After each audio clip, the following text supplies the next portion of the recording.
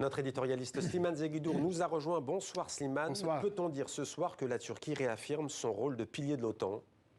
En tout cas de pilier oriental plus que jamais. Et d'ailleurs, la Russie est entrée dans l'OTAN, la Turquie est entrée dans l'OTAN en 1952. Et vous savez pourquoi? Parce que déjà, elle se sentait menacée par l'Union soviétique, qui, avec l'Ukraine, la Géorgie, plus la Roumanie et la Bulgarie, contrôlait les 4/5 de la mer Noire. Donc, pour les Turcs, il y a une mémoire historique de conflit avec la Russie, avec laquelle l'Empire ottoman a mené 12 guerres, dont une pour défendre la Pologne. Donc c'est un pilier de l'OTAN parce que c'est la deuxième infanterie de l'OTAN avec 700 000 hommes.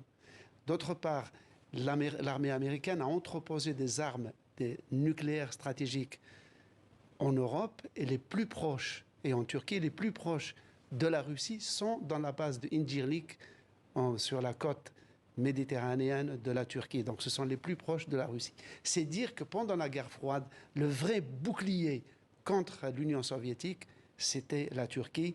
La Turquie, malgré les pantalonnades d'Erdogan, son jeu en clair-obscur, il est resté un des piliers assidus de l'OTAN. Alors, il l'avait dit avant ce sommet, je dirais oui à l'adhésion de la Suède, si et seulement si les négociations de l'adhésion de la Turquie à l'Union européenne sont relancées. On n'a pas d'informations officielles de communiqué disant que oui, il y aura la réouverture de ces négociations, mais on imagine que s'il a dit oui, c'est le cas. Pourquoi ce n'est pas déjà fait, cette adhésion de la Turquie? Qu'est-ce qui bloque?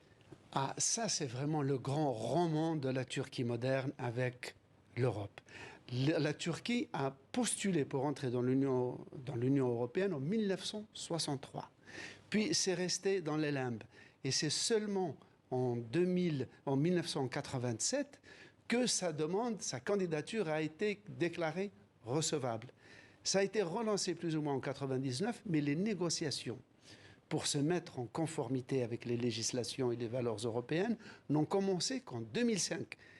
Et paradoxalement, c'est sous Erdogan, cet islamiste dit modéré, que les pourparlers ont avancé le plus rapidement, sauf que après la tentative de coup d'État contre Erdogan en 2016 et la répression féroce qu'il avait déclenchée contre les hauts fonctionnaires, l'armée et la police, eh bien l'Union européenne avait décidé de stopper net ces négociations. Et c'est cela que Erdogan demande à relancer, car les Turcs n'ont jamais se considèrent eux comme Européens. Et d'ailleurs, ce n'est pas totalement faux, parce que dans l'Europe de l'Est, la Pologne et la Hongrie, la Roumanie, la Bulgarie, la Grèce, Chypre, se rappellent que l'Empire ottoman a aussi eu une dimension européenne. Et c'est d'ailleurs tout xénophobe, opposé à l'immigration et parfois même ultra-chrétien, tous ces pays militent pour l'entrée de la Turquie en Europe.